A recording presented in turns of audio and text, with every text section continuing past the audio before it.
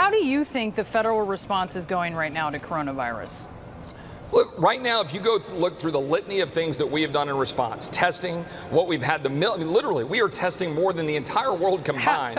We've got PPE produced, masks produced. Go ahead. And you've seen the results, but you've also seen the outcome.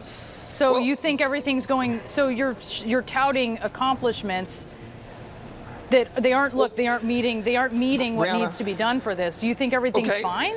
Meeting what that needs to be done, right? I hear a lot of things that get thrown around about the allegations about what to do when we're talking about a virus. 2 years ago in Texas, we had about 11,000 people die of the flu. 2 years ago, 11,000 people died of the flu. We've had about 4,000 die from COVID. Do you think this is just a flu? I'm not saying this. See, this is what you guys love to do, right? Am I saying no, it's I'm the just flu? saying, No, you brought up the flu. I didn't bring up the flu. You brought up the flu. Go look at the report by Ioannidis at Stanford, where he walks through the differences. Flu is terrible for children. We had 150 people die of the flu, children, 2 years ago. The COVID virus is obviously worse for some of our more vulnerable. Nursing homes, 45% of the deaths nationwide are in nursing homes. We need to do a better job continuing to protect nursing homes in Texas and throughout the country. What do you want? What do you want to see? What do you want to see from the federal government then? Is there any improvement that you want to see with how things are being done when it comes to coronavirus? I'm not hearing you say that you do. It sounds like you think the federal response is going well. I think the federal government has done extraordinarily well in producing masks and producing testing and getting things out to the American people. But here's what's important. I don't think they've done a good enough job driving the message for the American people not to be afraid. I've seen polling that suggests that people think that of the people who get the virus, 5% of them die. It's just not true. It's like 0.0003%. And what we need to do is focus on where the vulnerable are and not scare our kids. There was a report today that 68% of kids are going around and having mental health issues and depression because we don't have them in our schools. We're scaring the bejesus out of our children for no reason. Look, just south of you, it's 40 out of 100,000 people with COVID are dying, right? Look, I understand that rate that you're touting isn't true for the very place near where you represent. The South Valley, the Rio Grande Valley in South Texas, what you're trying to talk about, you're actually taking the very fact that we have an unsecure border and a wide open border and dealing with Mexico, who's got serious issues with their virus, and we've got the significant problem in South Texas, and all of that is then circulating around because people are going to back and forth across the border, and you're trying to turn that on the point that of 330 million Americans, the fatality rate in America is vastly less than in not a lot of places around the world, by the way, including Japan, places in Europe, a lot of the places that people are touting as great, our fatality rate is far less. We're dealing with the crisis. Governor Abbott is dealing with it in Texas. There are a lot of things that we'll continue to work through, but the bottom line is the American people need to be able to go back to work, go back to school, and protect our seniors and our most vulnerable and get our hand on the virus. If we need to set up field tents and field operations in the valley, great, let's do that. We can do those sorts of things. So the messaging right now, I just want to be clear because as Texas currently is the 4th hardest hit state in the country when it comes to number of cases, right? Number of cases, yes. That's not. Well, please let me finish my question. Yeah. What you want is you want to be telling Texans and Americans, don't be afraid. You should reopen. That's what it sounds like you're saying. And I wonder, when you have, for instance, a lot of people who are afraid, and you're aware of this.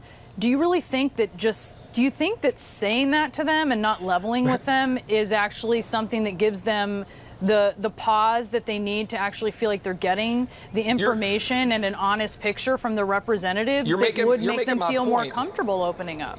You're making my point.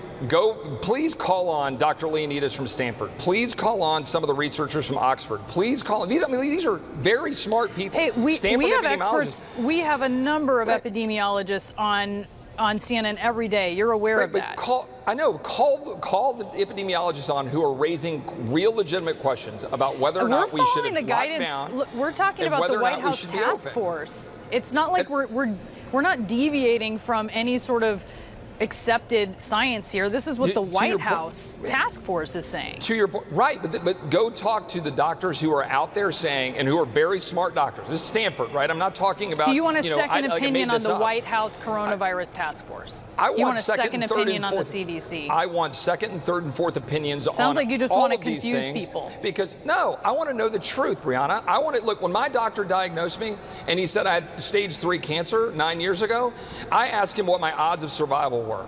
And you know what he told me? He didn't give me the number. He said, your odds are 0% or 100%. You choose. And I think we need to be talking to the American people straight up and give them the information and not scaring them. We should tell them that only 2 children have died in Texas because of the COVID virus that we're aware of so far, and 150 died of the flu 2 years ago.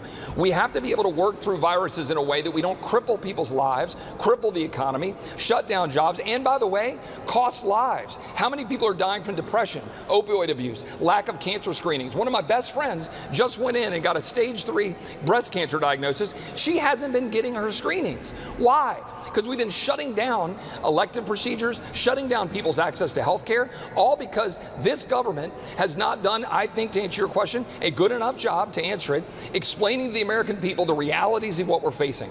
This is what we need to do. Explain the truth and not scare them. Not do what Governor Cuomo did, by the way, and making everybody feel good and shoving a whole bunch of sick people back into nursing homes, causing lots of people to die.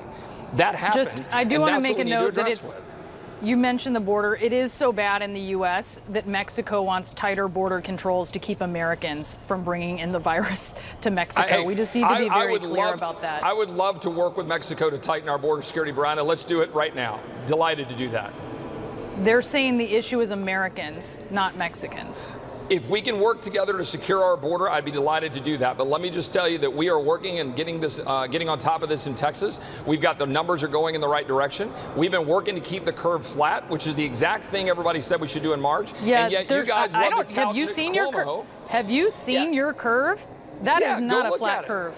Yeah, we've been holding those numbers down, and go look at what you guys tout the Cuomo curve, and it's literally the exact opposite. The exact opposite of what the experts said.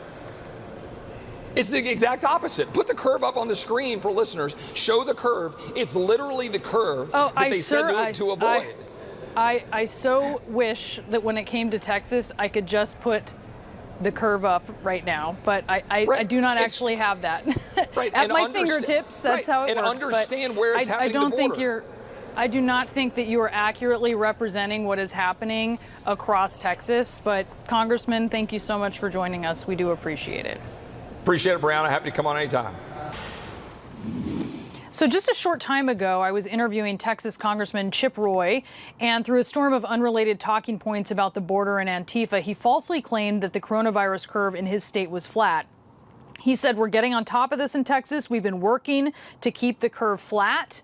Well, it is not flat, not by a Lone Star mile. Check this out here. He said, show the curve. Here's the curve as you can see it. It's a disaster. It's a grim chart.